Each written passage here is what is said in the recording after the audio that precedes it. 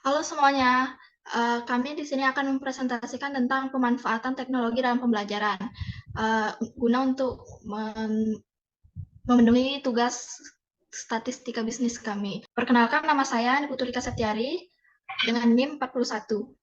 Dan teman saya, Saya Niputu Handayani, NIM 0021. Baik, yang pertama yaitu membahas tentang isu atau topik yang kami gunakan untuk teknik pengumpulan data, yang dimana kami mengambil isu atau topik yang berjudul pemanfaatan teknologi dalam pembelajaran, yang dimana berkaitan dengan bagaimana mahasiswa dalam memanfaatkan teknologi dalam proses pembelajaran. Pemanfaatan teknologi dalam pembelajaran atau e-learning menjadi sangat penting dan umum dalam dunia pendidikan saat ini.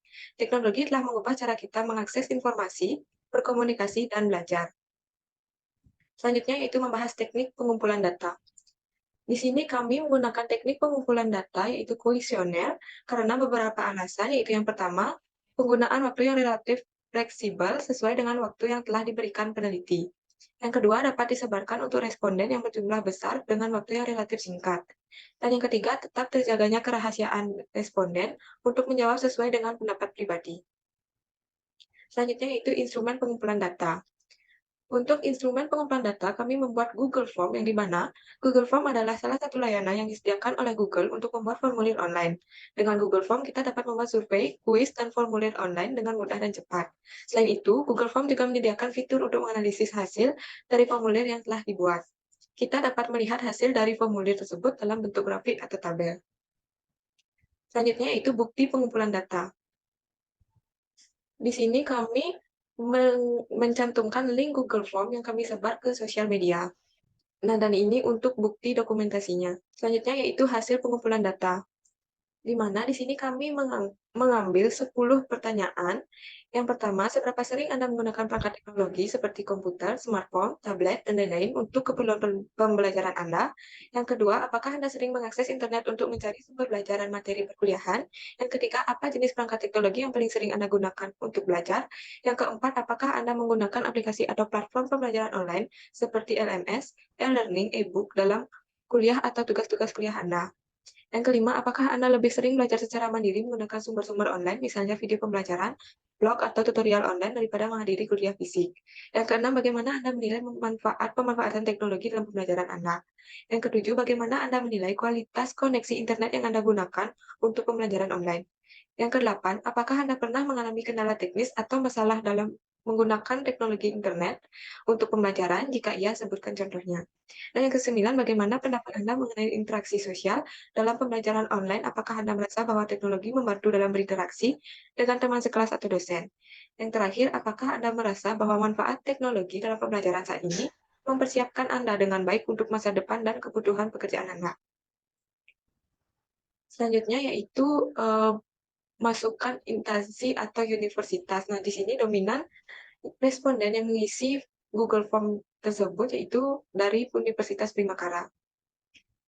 Dan untuk angkatan, dominan angkatan 2022. Nah, berikut ini dokumentasi dari pertanyaan-pertanyaan yang saya bacakan tadi.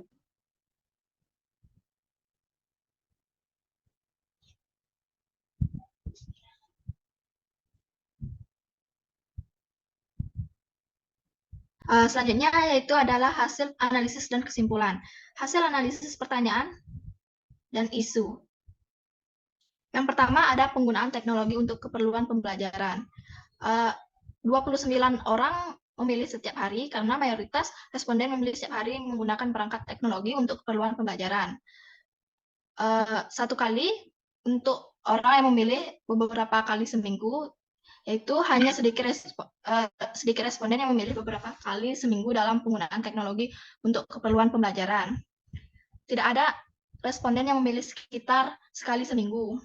Dan adapun sedikit responden yang memilih tidak pernah menggunakan teknologi untuk keperluan pembelajaran. Yang kedua ada mengakses internet untuk mencari sumber-sumber belajar.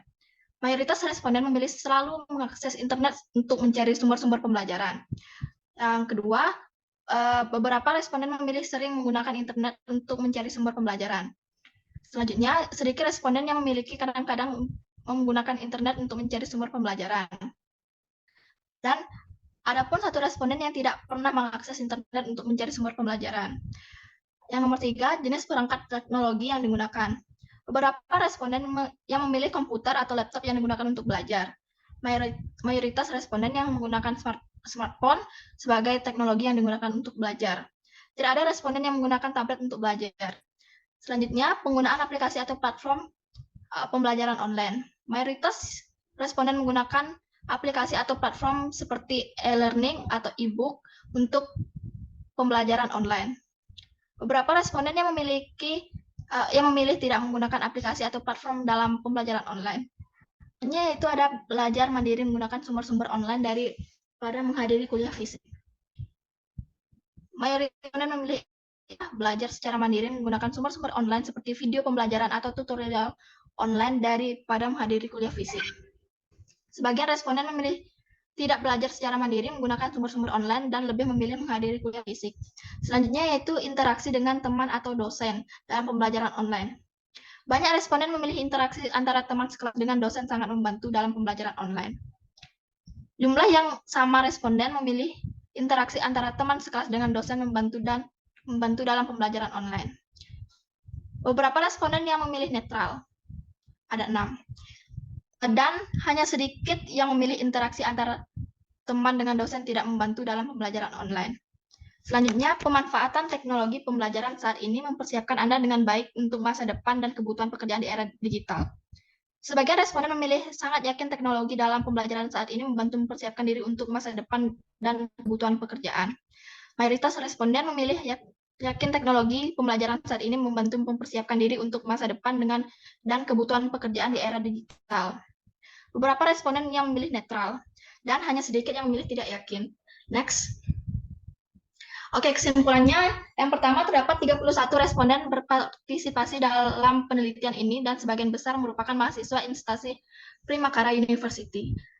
Yang kedua, mayoritas responden menggunakan teknologi smartphone untuk keperluan pembelajaran online seperti mengakses internet untuk mencari sumber-sumber pembelajaran dalam pembuatan tugas maupun belajar secara mandiri melalui video tutorial pembelajaran online.